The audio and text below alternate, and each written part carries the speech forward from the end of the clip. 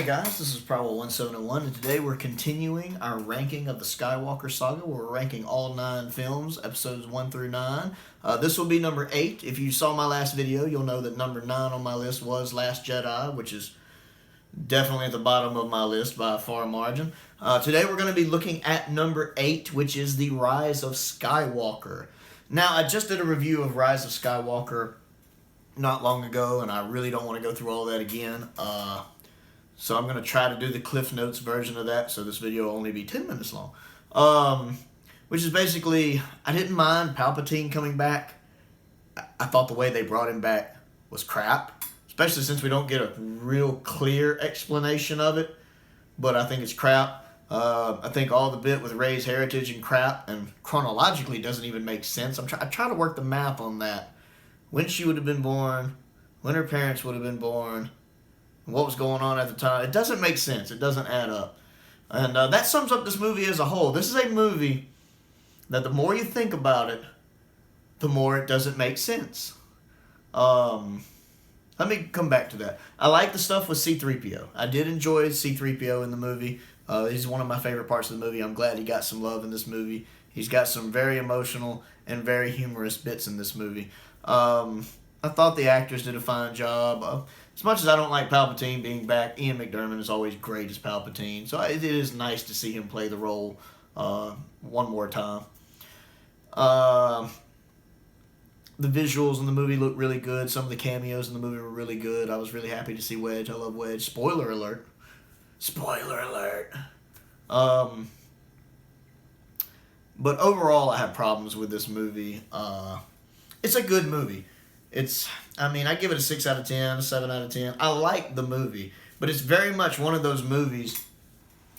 It's kind of like some of the action movies from the 80s. If I turn my brain off, I can sit back and enjoy it, but the more I think about it, the more it starts to fall apart. And I think even the movie realizes this, because there's always something going on in the movie. You never have time to stop and think about the movie.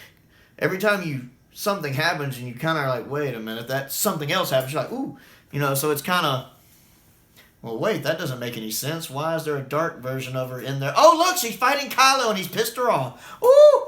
Or, there's the Emperor, he's shooting force lightning into the sky and damaging all the ships, and wait, that doesn't make any sense. Why was he doing, there's Wedge! Oh my God, Wedge! Or something like that, or something, oh, how is the Emperor doing that now? And oh, she hears the Jedi voices. There's Hayden Christensen and Samuel L. Jackson. Oh. It keeps moving on to the next nostalgia beat, so you never have time to sit here and go, what? Huh? How? What? That's not how this works. You never really have time to do that. It's not until you leave the theater and you're sitting there going, that doesn't make sense, that doesn't make sense, that doesn't make sense, that doesn't make sense. You're too busy going, Lando, it's Lando. And I do love me some Billy D. Williams, so it's good to see him back. But, they're trying so hard to please you on a surface level that the story doesn't have enough meaningful impact. Visually the movie looks great, like all of the sequel trilogy does, but it's very much a style over substance thing. This is very much a movie that's 2 movies put into one. Abrams is doing his episode 8 and his episode 9. So there's a lot of exposition early on. The second half of the second act of the movie, I think, is the best. Seems like has the most character development. And then the third act, it kind of falls apart and gets a little silly. Although knowing now that Rey is Palpatine's daughter, and seeing him do all his bit with force lightning into the sky, I can understand why Rey is so OP, because apparently her grandfather is so OP. Big time. I don't know, it's like, I don't know, I guess they figured with all the fan service that by the end credits, all the people in the theaters would just be like, yay! But this movie turns out to be almost just as divisive as Last Jedi. It's another divisive Star Wars movie. Their plan failed. They backpedaled so strongly. And that's what they've been doing this whole trilogy, because people complained Force Awakens was too much like the original trilogy, too much like A New Hope. So they backpedaled and got Rian Johnson to do Last Jedi, and his stuff was so out of left field that they backpedaled even faster. They're doing backflips at this point. They got J.J. Abrams back, and still couldn't come up with a good... I don't understand how this how the sequel trilogy fails the way it does. When you're Disney and you have this kind of money and you can hire this kind of talent and you can do so many great things with the Marvel movies, I don't understand how this trilogy fails the way it does. And don't get me wrong, I don't hate Rise of Skywalker. I actually like the movie. Again, 6 out of 10, 7 out of 10. It's a fun movie to watch. It just doesn't make any sense.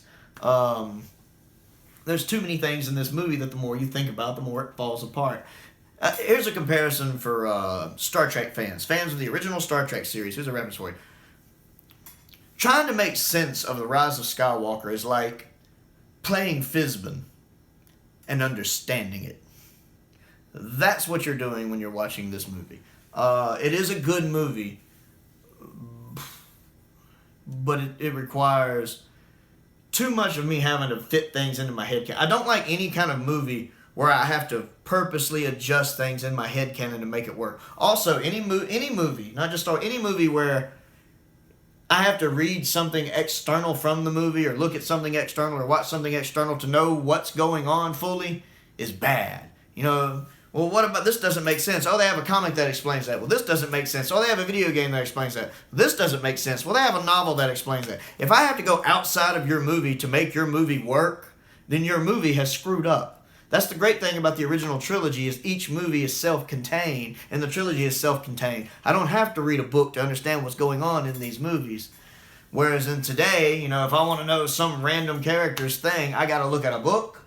You know, like their encyclopedia of Rise of Skywalker, where they explain more about this girl who might be Lando's daughter and why that's a thing and all that. I don't care to do that. I don't care to do that. So, yeah, number 8.